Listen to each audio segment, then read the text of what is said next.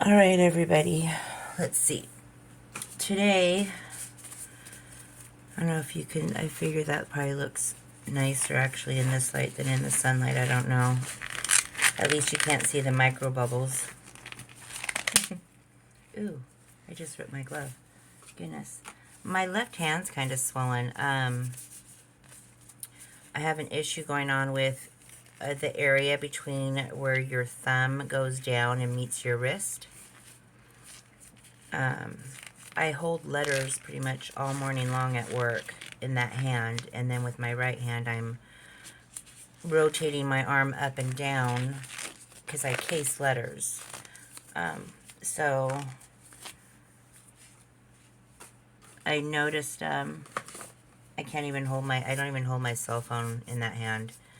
That could be part of the reason why too, but I had stopped, holding my cell phone in that hand a while back. I usually rest it in my lap, or I hold it with my right hand, but I hold it in a different way. I don't, cup it. I don't go like this.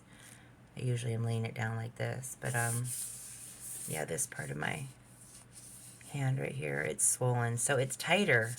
It's tighter trying to slip on the glove. It's weird. Anyways, I have a wrist, or it's like a partial glove. The fingers, you have freedom in your fingers, but it covers this part, and it's tight right here, and you wrap Velcro around your wrist. But I need a new one. It's so worn out. Today, I figured we would do something. Oh, here's the other side in the light, too. It's kind of blah, I guess, on that side. But it's different, If you imagine, like, a cup in the center. Can't really see. It's still really pretty, though. I think it'd be more, prettier as, like, a candle holder if you set a candle right there in the center, and then I think that would be really pretty.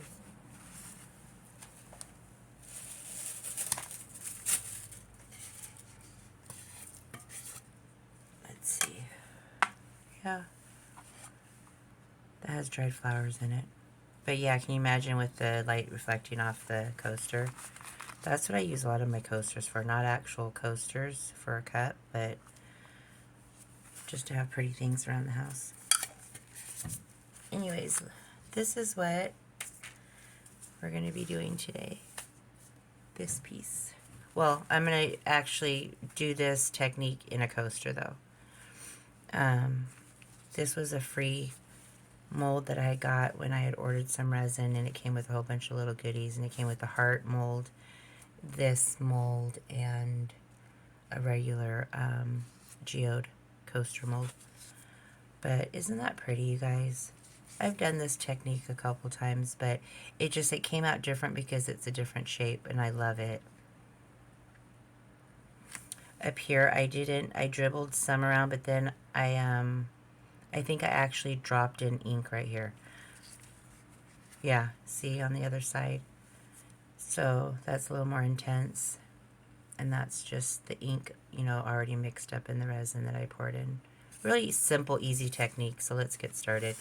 I have my resin mixed up. It's only been 20 minutes. For this technique, you really don't want your resin to sit. I use a medium viscosity. Everything that I'm using today will be listed below. And these are the colors that I'm going to be using. So we've got here, let's put them in order here. These first three are from Let's Resin. And I've got, what is that? Fluorescent Yellow. Fluorescent Yellow. This is pink or dark magenta. This is an opaque alcohol ink. This is just a pigment. This is just a pigment also. This is ginger yellow. And then this is an alcohol ink from NicPro, and this is just orange, an orange translucent. So we're going to use these plus the white, titanium white from SuperColors. Let's go ahead and get to mixing. That'll be my white. You don't need a lot, because what we're going to be doing with these colors, once we mix them up, is just you're pouring randomly in the coaster. In this case, since it's a round coaster, it'll be going, you know, in circles, so it'll be pretty simple, basic. In that, I don't know what you call that, a paddle, or the pink one that I just showed you guys, this one right here. I think because of the shape of it, it made it look different. I don't know. I don't know what I'm trying to say. But anyways, let's mix the colors up. I've done this same technique in a round coaster, and it's pretty much the same. It's been done before. This isn't anything new. I'm sure you all have seen this done a million times. My thing is, it's the technique, but it's also the colors that go with it. So, like, my thing is like, ooh, that's a cool technique. I want to try that, but I want to try it with these colors and see what it would look like. I'm putting about 3 to 4 drops in. It just depends. Usually start off with, it just depends what I'm doing, but with these colors, I've used them so many times, I know how many drops I need. Now with this orange alcohol ink, I don't know. So we're just going to do 2 drops for now, and then I'll add, this is new that I'm using, so go ahead and start mixing them up. But anyways, this technique I've done a couple times, and it's a, how do you say it? You'll never fail when you do this technique. However, you know what though? Let me take that back. You know, taking into consideration different types of resin and everything, that could be a factor. I have tried this technique, and one time it didn't create the effects that I wanted, but I don't know if it was because of the resin. You know, I to a low. So I don't know if it was the weather that day or the temp, you know, and then the temperature of the resin. I don't know. I also had used all micas. I used a white pigment, and then I had used 3 micas, and it didn't turn out. And I'm thinking it was because of the way it was all micas, all powders. So I have found when I mix it up a bit, I haven't done enough experiments to know, you know, to see if just all translucents would work with this technique or all opaques. But I do know with all micas, it doesn't turn out the same. It's pretty, but it's not. It definitely doesn't come out like this beautiful, like puffy pattern that you see here. I mean, look at the depth. I don't know if you guys can see the depth in that. My phone keeps going wonky, so let me stop. Mix up the yellow, or the fluorescent yellow. I always like a bit of contrast, like something like eye-popping. And when I don't achieve that, I don't really care too much for it. That's my thing I'm noticing that I look for. That eye-popping effect. Whether it's just a bit of gold, whether it's that one color that just makes the whole thing pop. It's that one thing that you got to find. Like, if these were all bland colors, I'd be like, okay, I want to add some black to it because it's just too bland. That's, I guess, what I'm trying to say. These are very spring-like colors. That's what I'm going for. So this one, let's do the white. And I'll show you guys. Let me get it into focus here. I'll show you guys how many. Okay, so you see how much resin I have in there in my cup. I'm using my titanium white from SuperColors. And for this, I'm going to do 2 drops.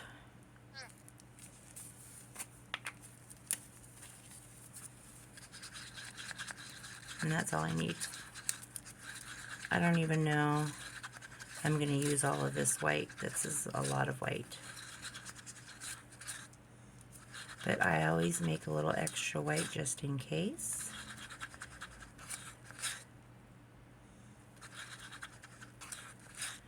Because of your leftover colors, you can always create something pretty cool as long as you have some white in there for the contrast, especially if you don't have any clear resin left over for your leftover coaster. Alright, so let's put all this stuff away to the side.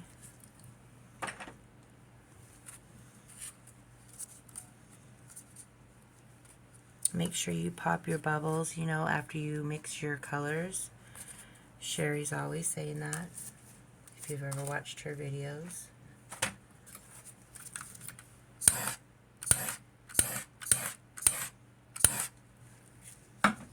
Okay, so let's put this coaster right here. I'm going to switch out this glove. It's too messy. Plus, I've seen something on my coaster already. Tape is great to use to get all your little pieces of lint.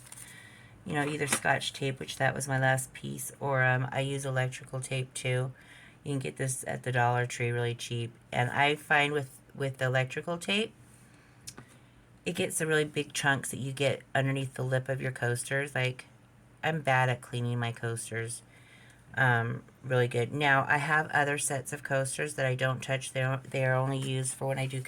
Alright, so I'm back. If it sounds weird, my phone shut off. I had to clear some memory. So, all I've done is poured the resin in. It's now been 30 minutes, so we're going to get started. We've mixed the colors. Now, we just have to pour everything in. And I always start with the translucent, so... Do we want to go all the way around the coaster? Yes. No, we don't. We want to go halfway. We're going to do a half coaster again.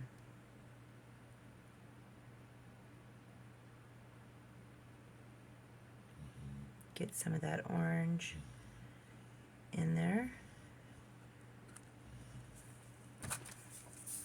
And basically all you're doing is pouring the colors where you want them. If you want more of one color in one area, pour more of that color in that area. It's your coaster, your design. Do it how you want it. If you only wanted orange on the top, then only pour orange on the top. You have to kind of envision it beforehand. Or if you're the type that envisions it as you go, like I'm kind of doing right now. I go both ways, it just depends. We're going to do the magenta now. This one, I don't think I'm going to, because this one's kind of contrasting, so let's go a little darker up here, right? And then we'll go light. Have some showing right here. And then the rest over the orange. That's good. I don't want to, I have more left, but I don't want to use it. Now we're going to go in with the yellow. I don't want it mixing too much with the other colors and turning a pukey kind of. Now we're going to go with the fluorescent, which I'm going to do right in the middle. Have some going right here, around the sides, middle right here maybe, and that's it. Okay, so we've used all of our colors. Now we're going to go in with the white.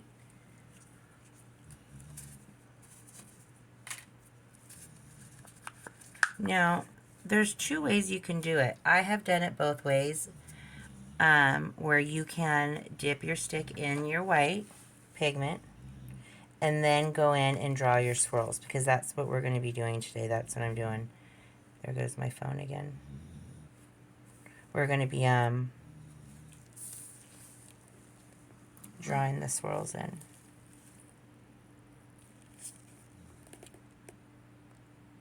Okay, that's better. So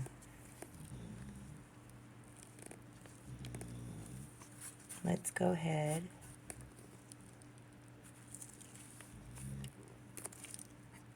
I don't know why.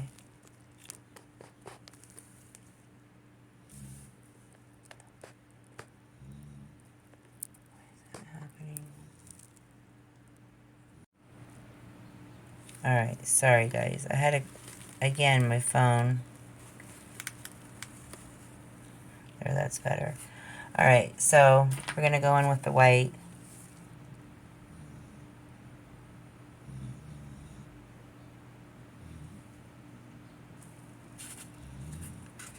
And I was saying, you know, you can dip your stick in and then draw your design, but I'm not going to do that.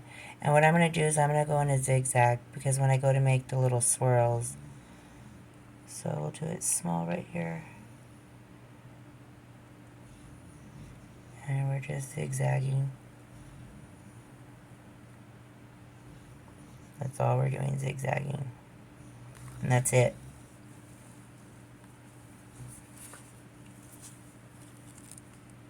All right.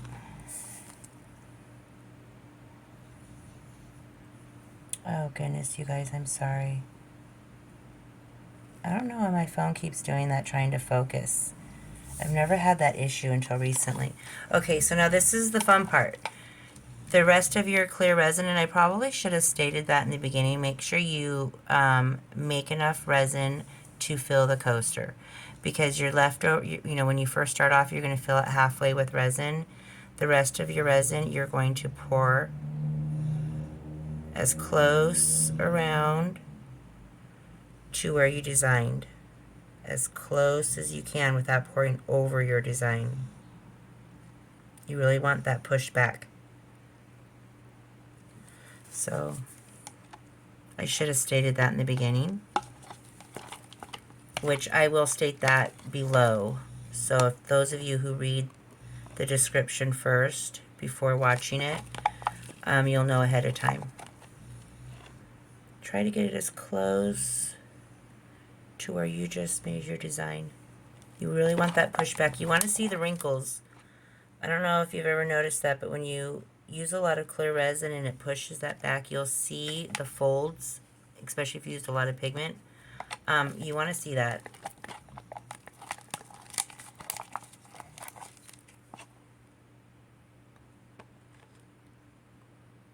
Without getting it on your design. So I guess the rest of this I'll just put in the middle, because who cares, just a little bit.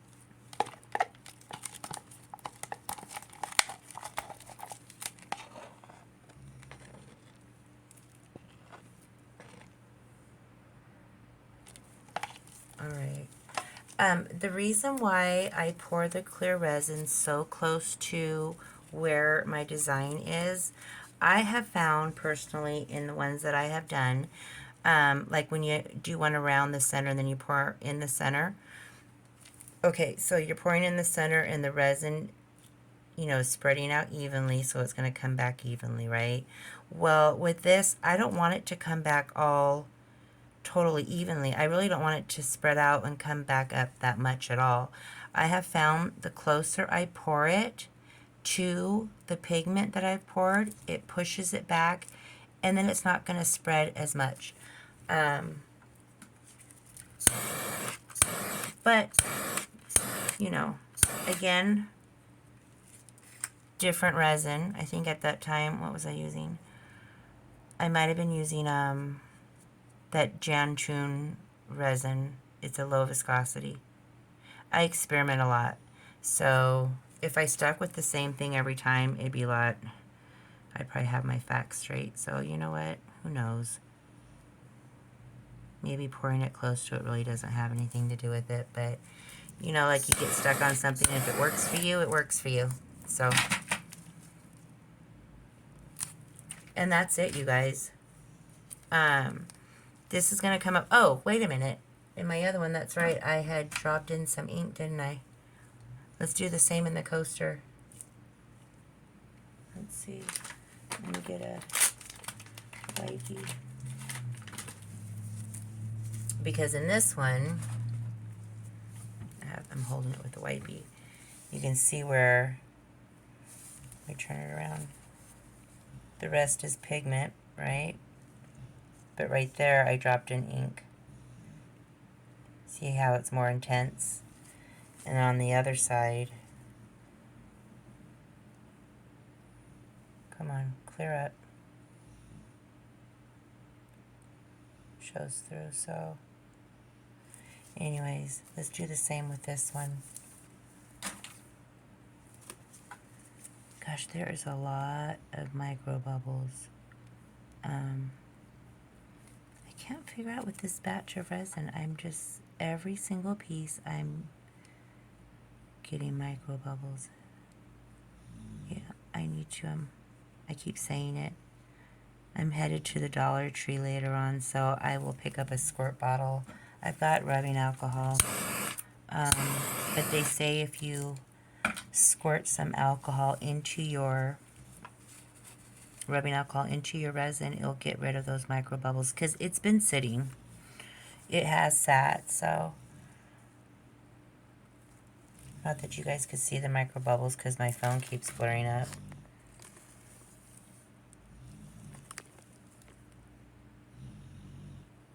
Alright, so let's try, since this was the only ink that I used in the orange, we're just going to go with these two colors then. We're going to do the orange and we're going to do the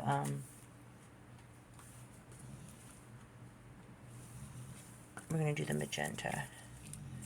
So we're going to drop in the orange first. And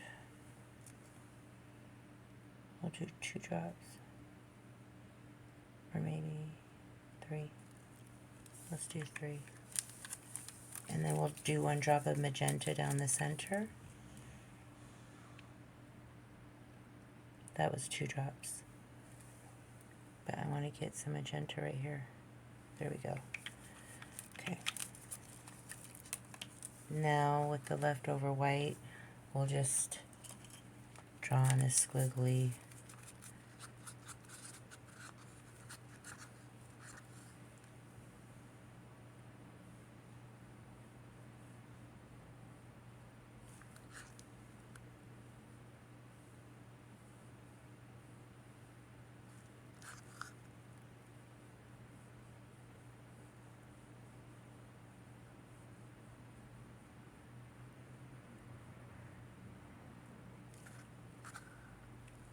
maybe too much.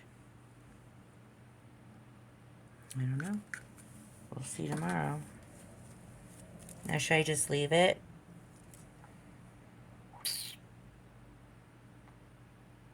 Or should I just make her and be done with it?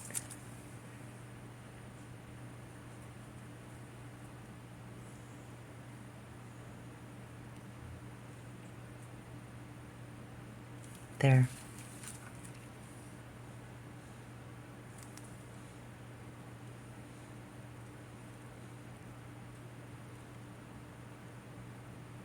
Maybe that's a little better. More better. That's a joke. Alright. That looks really pretty. I hope it's showing up good on your end. Let's look. Oh good, it didn't blur up. It's very pretty. I cannot wait to see the other side tomorrow, you guys. I think the colors that went in go really pretty together. And that there is a contrast. Can you guys see that? Is that better? Ooh, I should have had the light like that now that I can see from your guys' end. But yeah, it's gorgeous. So you see how it's starting to come up here. Hopefully that's as far as it goes. It doesn't go any further. I'm hoping it doesn't. But if it does, it'll still be pretty translucent. So, you know, all this was clear. And I pulled in a lot of that white, so most of the flowers should be right here. So it gives enough room for this to pull up and still have the two separated, kind of. You know what I mean? So it still looks kind of like a half. I guess it's not really a half coaster anymore.